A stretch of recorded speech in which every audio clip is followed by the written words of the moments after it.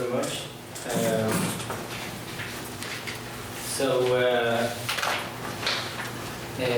The name of my presentation is Shaking the Dust from the Feet, Ritual and Testimony among Jesuits and Ethiopian Catholics in the 17th century.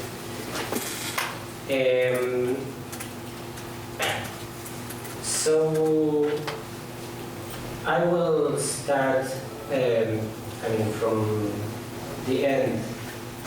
It was certainly a great interest among the Jesuits to convert the Ethiopian kingdom to Catholicism during the 17th century and the 16th century. This dream started with Ignatius of Loyola himself, that dream about coming to Ethiopia and convert the Emperor of Ethiopia to Catholicism. It didn't work at the end.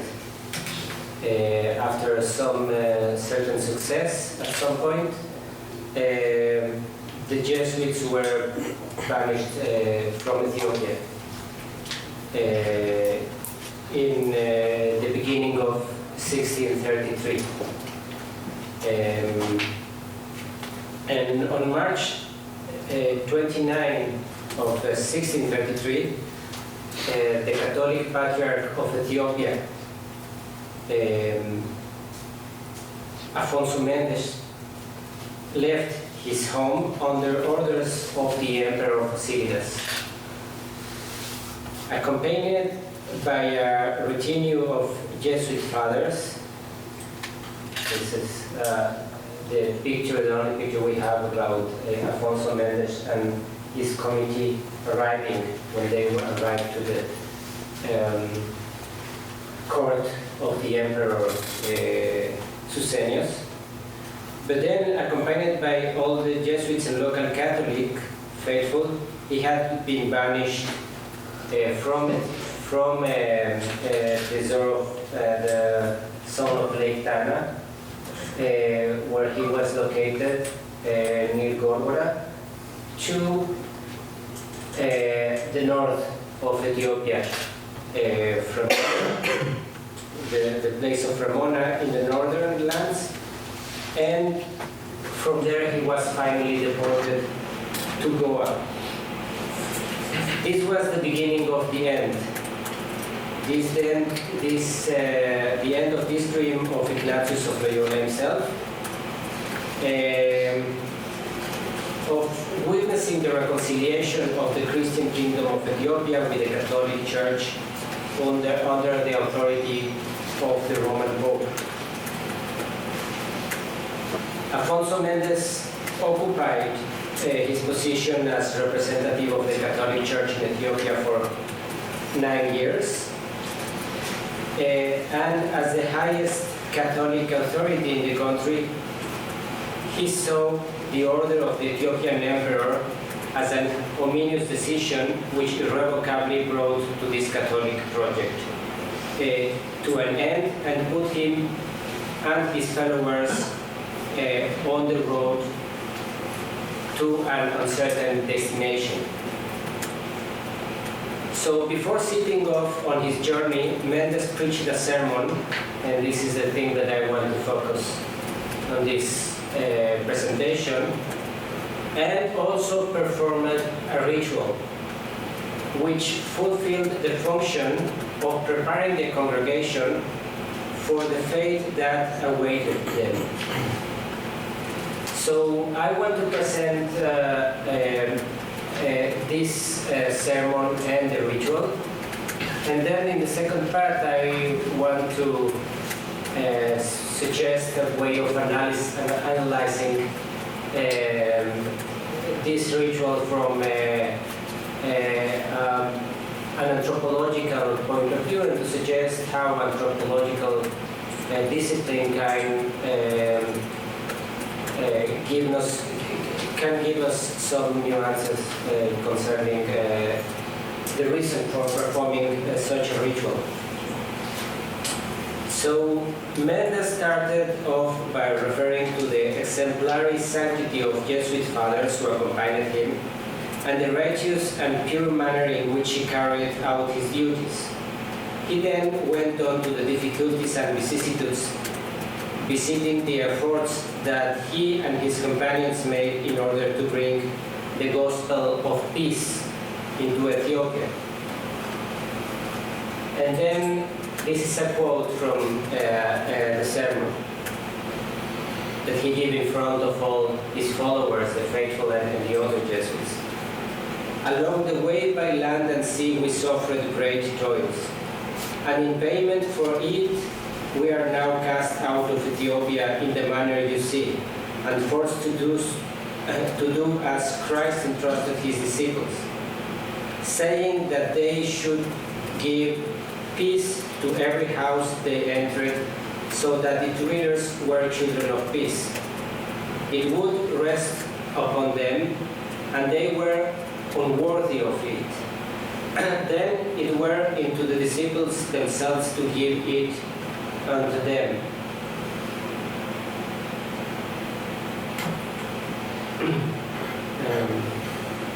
And if they happened to enter a town into which they were not welcome or were driven away after having been received, they should leave it and shake off the dust of their feet as testimony against these people, showing thus that they had toiled in vain, or that they were such ingrates that it was better not to carry even the dust of the town with them, or that God would turn it into dust, which the wind lifts and scattereth upon the face of the earth. We came to Ethiopia bringing the gospel of peace. We blooded our feet on the way to Dankali. We walked many roads for provision, and after having been received by your pastors, and you swore obedience to the Roman Church with oaths and excommunications, you abandoned its faith and cast us out. After these words, Mendes called to observe the precept of Christ, and removing his shoes with one in each hand, he said, "O ungrateful and strange land, ingrat to God and strange to the Roman pontiff, his vicar on earth, ingrate and strange to the King of Portugal, to its true patriarch, the bishop, and to the fathers, do are not worthy of having our feet carrying the dust. Hence I shake it off. Hither do I leave everything I took from thee." And then he buried his shoes into the air and added, "Remember ye also that when Christ in his death left Judea for its ingratitude, the world was shrouded in darkness, where God showed to those who nailed his son to a cross that they were unworthy of looking upon it." St. Paul says that these who abandon the truth faith after knowing it have again crucified the Son of God. So does Ethiopia now. She crucifies the Son of God again. She is not worthy anymore of looking upon the cross that the Roman pontiff entrusted me, so carry forth. And again, the testimony of as testimony, the patriarch placed the cross in a sack of black cloth with which it was covered during the journey. Then he continued, "I warned ye that after Christ sent his disciples to shake the dust of their feet, he said that more merciful were Sodom and Gomorrah to be treated on the day of judgment than the ungrateful cities in which such ceremony was performed." And then, at the end, falling to his knees with all the fathers and priests before the very cross, he said, Most merciful Christ, together with the servants captive and cast out of the sake of their love, I ask upon the 5 wounds and infinite mercy to forgive those who have grieved us. First of all, Emperor Sentence II, for he knows not what he does, not here he is more to blame than those who concealed him. But forgive also his great ones and counselors, and all the women of royal blood, and all monks and priests, and all men and women who seek our banishment. We ask thee to enlighten them and their fate, so they knowing their sins and their causes of unrighteous hatred they bear us, they turn to thee with their heart, to thee, the true God and the true man, one person and 2 natures, truth for which I am prepared to give my life even 1,000-fold if I could.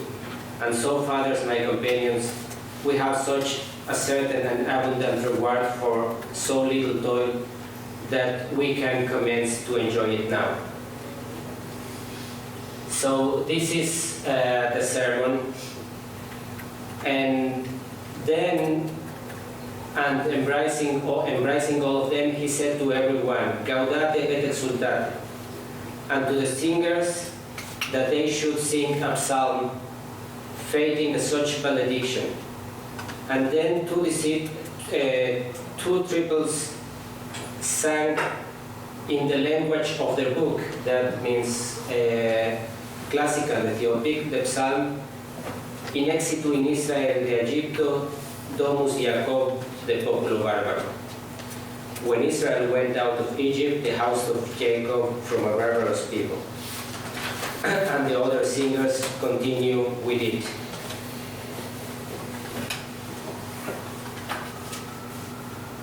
And then the Father Manuel de Almeida, that also contribute to the narration of this ceremony, explained that having ended the music among the tears and cries of the many poor who bemoaned their helplessness, we all set off on our way. At this time, the Patriarch dispatched an envoy to the Emperor with a letter which had been translated into classical Ethiopian and was considered his own will and testament, explaining his motives and declaring the truths.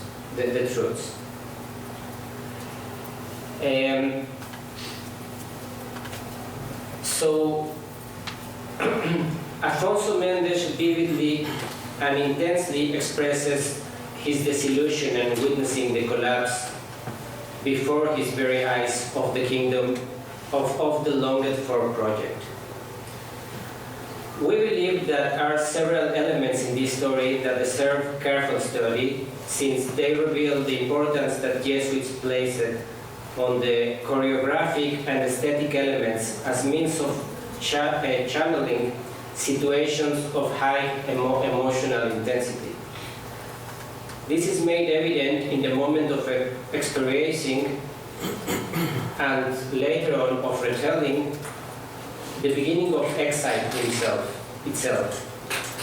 Through the sermon and the ritual, Mendes emphasized the temporary defeat of Catholicism in Ethiopia, and even more so, how this expressed in a comprehensible way the burst of feelings and emotions which the historical moment caused in its protagonists.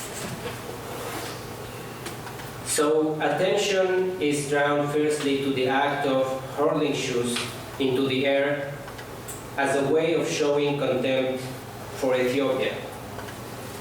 This is, I think, not so common interpretation of, a literal interpretation of the gospel, that this idea appears in the Evangelium of Marcos and in Matthew and in Lucas, in the 3 of them, and also in the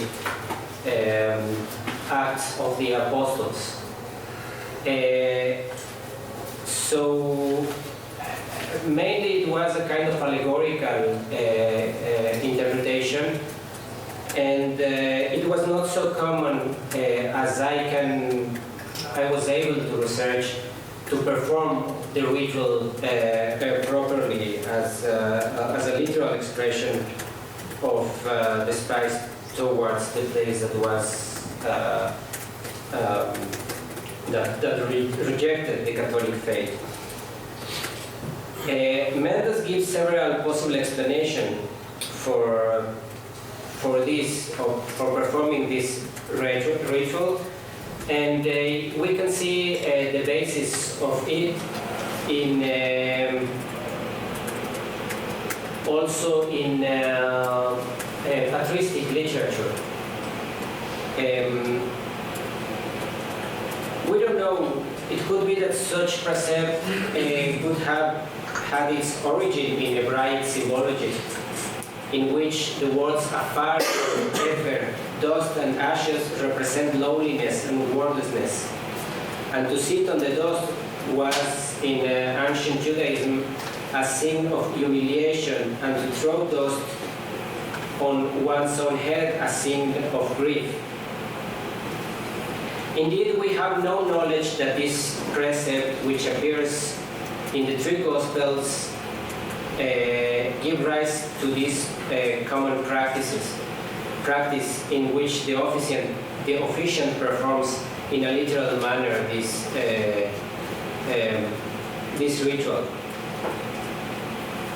We know that, for example, some decades before, in November 1559, the humanist and physicist and mathematician Justus Berzelius, having been expelled from by the Senate of the University of Heidelberg, shook off the dust from his shoes and then retired from the place.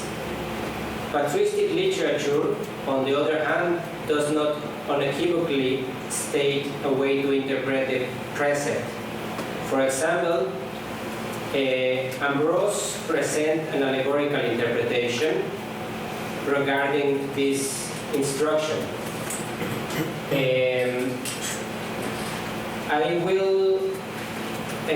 I have this Ambrose interpretation, also Chrysostomos. I will focus now in that of Chrysostomos because it's more acute to this interpretation of Mendes. And then Chrysostomos said, if they treat you with insolence, their first reproach will be not receive the benefit of your place, and the last will be that they suffer the doom of Sodom. You are to seek out the houses of those who are worthy.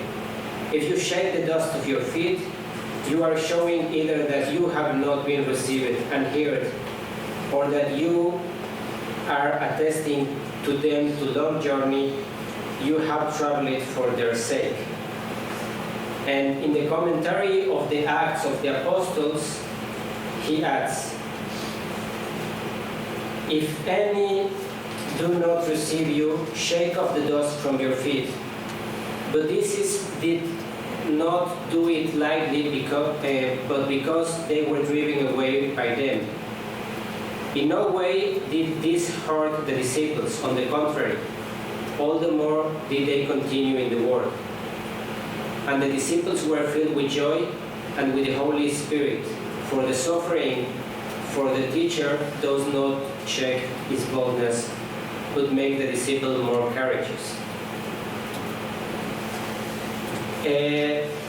So Mendes explains that such an act is performed as a manner of testimony.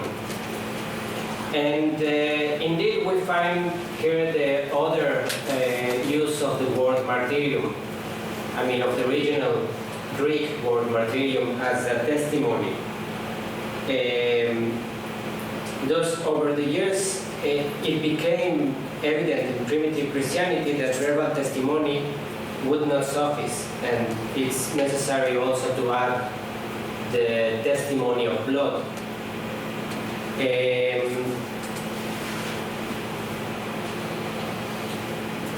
But anyway, in spite of the fact that Mendes is aware of the sacrifice awaiting him on the road to exile, it is evident that he interprets this verse in the first sense of testimony, in the face of the antagonism and hostility of the people of Ethiopia towards the Catholic God.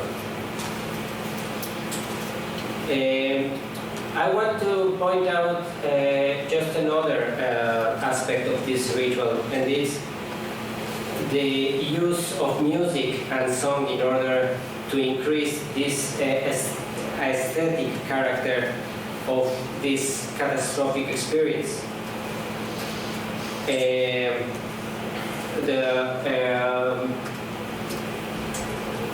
researcher of religion or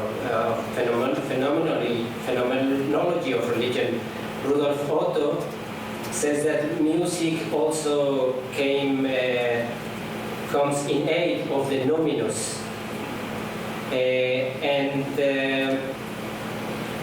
The Jesuits in Ethiopia, especially after the arrival of Father Luis Cardeira to Ethiopia in 1624, started to cultivate teaching of music and singing, particularly among Ethiopian children. They were responsible of many of these innovations, and Cardeira gave music lessons bearing in mind pastoral objectives. The objective was to make innovation in the divine office and in other festivities of religious character. So it could be that Cardeira's pupils were the group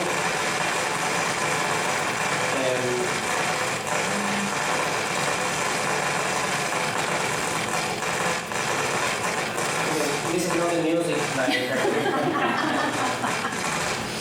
He was more talented than this.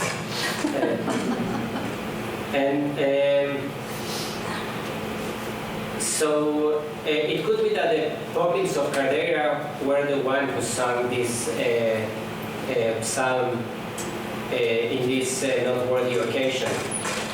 Thus, the choice of this literal interpretation of the verse in the Gospels, in combination with chants, themes, and the need to dramatize the agonizing moment of exile, is evident here.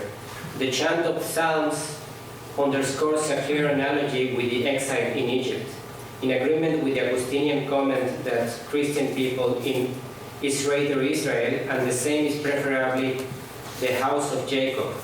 But Egypt, sin it say to mean affliction, or one who is afflicted, or one who oppressed, is often used as an emblem of this world.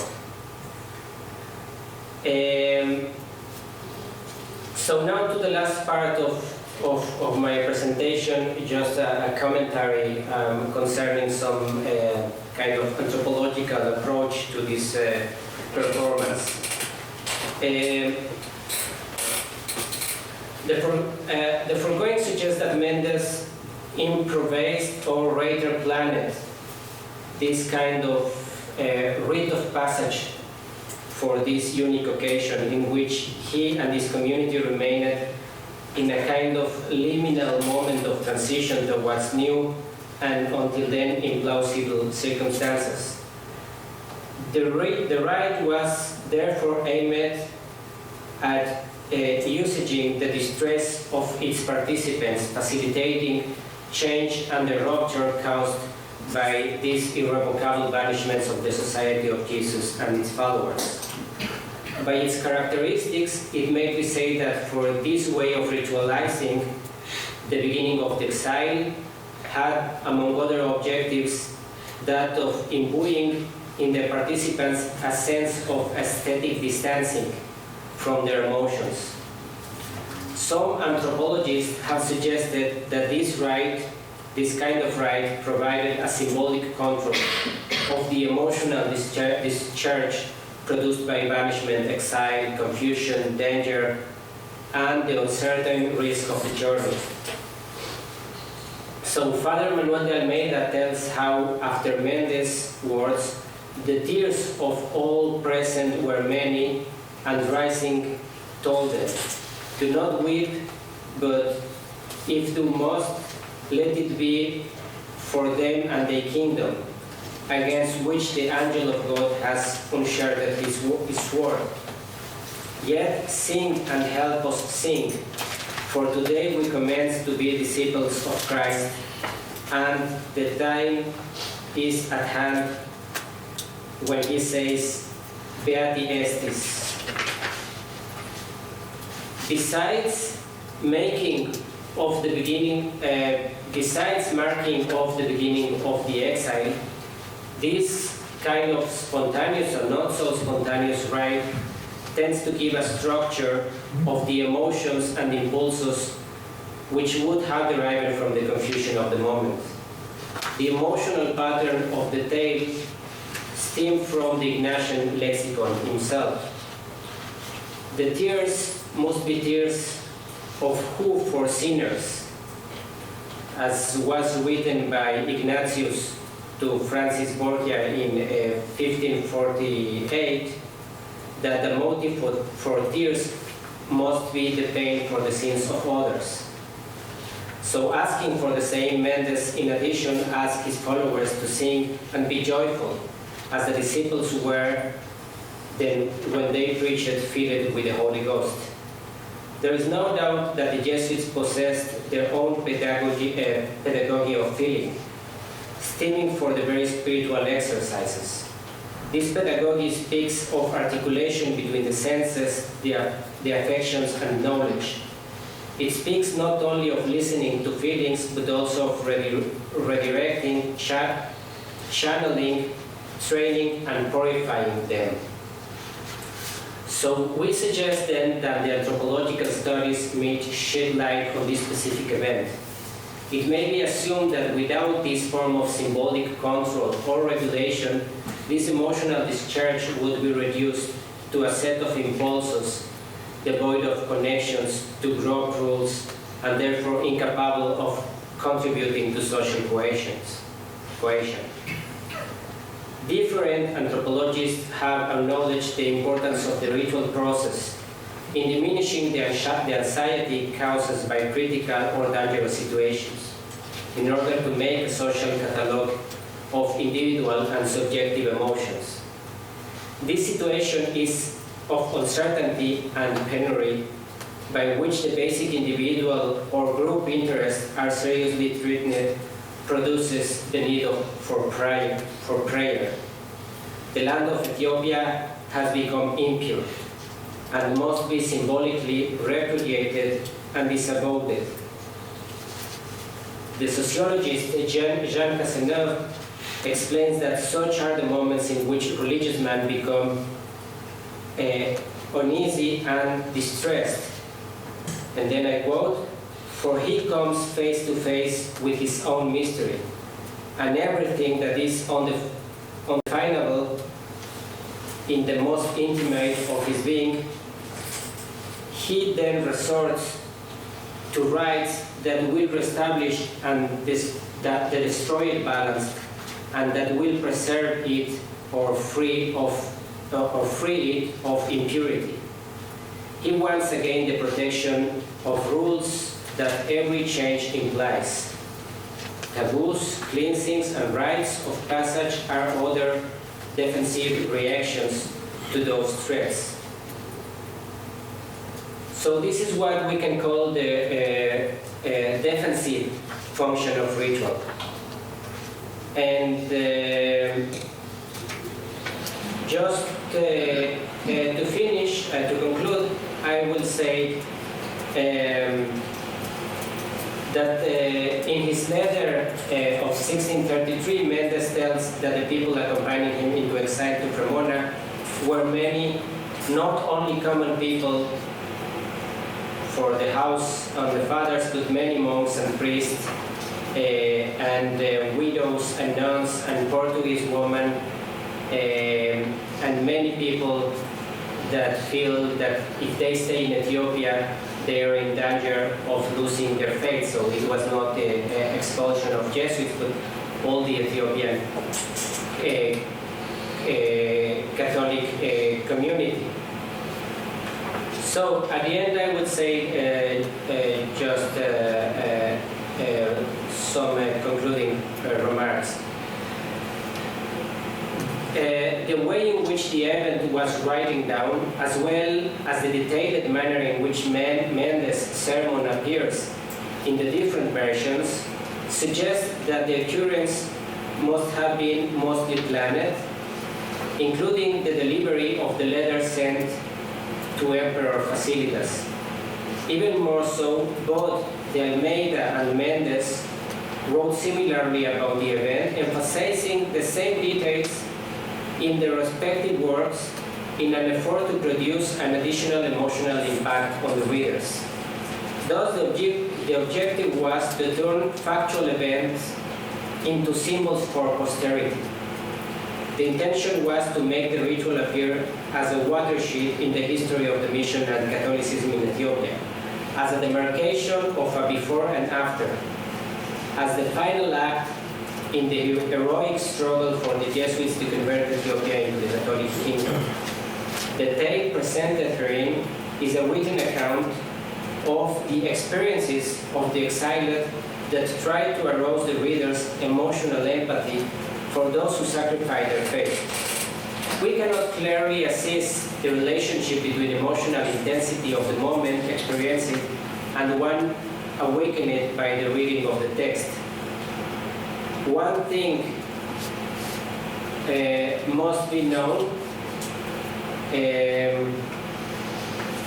as write Rudolf Otto, just as it is different to hear the harmonious sound of a sweet melody than hearing someone talk about it, so there is also a great difference between words conceived in a pure state of grace, words that spring from a living heart channeled through the living mouth, and those same words written on dead parchment. For they become cold, I do not know how, and turn pale as plucked roses, and their moving effect on the heart's fades, and they fall on the earnest of a barren heart. This is the end of the quotation.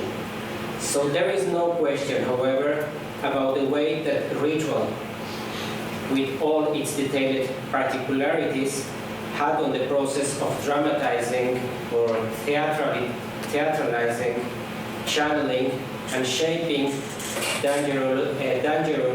dangerously painful experiences. So, thank you.